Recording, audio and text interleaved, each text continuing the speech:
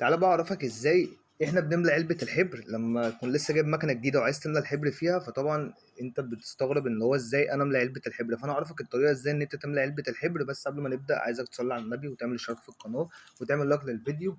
وتعالى اعرفك دلوقتي ازاي بيتم ملء الحبر بالطريقة الصح. انت لما دلوقتي علبة الحبر لما تكون المكنة لسه جاية جديدة، انت اول حاجة بتعملها بتخرم لها خرم من النار. زي ما انت شايف كده، انت بتجيب اي حاجه سخنه مدوره، يا اما اي حاجه زي قطر او حاجه، وتبدا تعمل فيها خرم كده زي ما انت شايف. وبعد كده بتجيب كيس الحبر، بتملى الحبر ان اهوت. وبعد ما تخلص بتقوم جاي قافل بوش كرتون بطريقه صح جدا. تمام. في معظم الناس بتملى من اهوت، بس دي مش طريقه كويسه لانك مش بتعرف تقفلها كويس. بس الطريقه الكويسه ان انت تخرم علبه الحبر من فوق بالشكل دوت. وبعد ما تفضي الكيس فيها بتقوم جاي قافلها ببلاستر او بشكرتون حاجه قويه. واهم حاجه انك ما تبقاش سايب فراغ بحيث ان مثلا الحبر ممكن يطلع من العلبه تاني. الطريقه الصح بقى لتركيب علبه الحبر، عشان في ناس ياما بتتلخبط فيها. احنا بعد ما بنحط علبه الحبر كده يبقى لازم اللوك ده يتقفل، لانك لو ما قفلتش اللوك ده كويس المكنه بتديك ادنج تونر. معنى كده ان مثلا مفيش حبر بيتعوض في المكنه. فلازم اهم حاجه اللوك الازرق اللي انت شايفه قدامك ده لازم تقفله كده صح.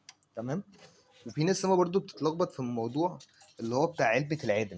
انت لازم كل فترة الزرار اللي قدامك ده علبة العادم، بتدوس على الزرار ده فبتطلع لك ايه البوابة دي كده اهوت. فحضرتك بتطلع العادم ده، دي بتبقى علبة العادم. أبوة العادم دي لازم كل فترة انك تفضيها، لان هي ممكن تديك عطل وممكن تديك حاجات كتيرة. فانت بتستخدم الفتحة دي بحيث ان انت تفضي العادم ده في الزبالة. ده ما بتحطش فيه حبر، ده الوساخة بتاعت المكنة وبتاعت الحبر بتطلع كلها في العلبة دي. فاحنا بعد ما بنفضيها ونتأكد ان هي فاضية بنمسح البوز ده كويس كده بحتة خرقة مثلا او ببلور. وبعد كده بنحط العلبة مكانها، جايين قافلين الباب دوت، وبنتأكد طبعا ان اللوك مقفول كويس. ده اهم حاجة يا جماعة، لان في ناس سما مش بتقفله، بيفضل مفتوح كده، وده طبعا غلط. عشان كده المكنة بتدي اعطال. وبعد كده بنقفل المكنة وبس. فانا عايزك بقى ايه تصلي على النبي وتعمل اشتراك في القناة عشان يوصلك كل جديد في أكاديمية اسكندرية. السلام عليكم.